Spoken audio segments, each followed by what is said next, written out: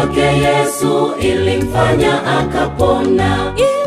Ile imani aliyokuwa nayo yule mama, kwake Yesu ilimfanya akapona.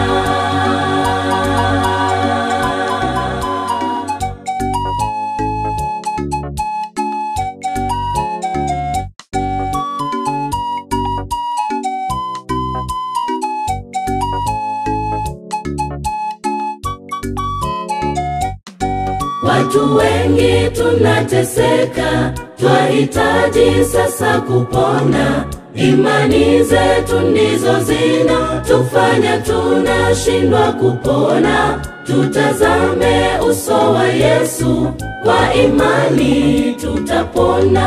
Watu wengi tunateseka, twahitaji sasa kupona. Imani zetu ndizo zinatufanya tunashindwa kupona.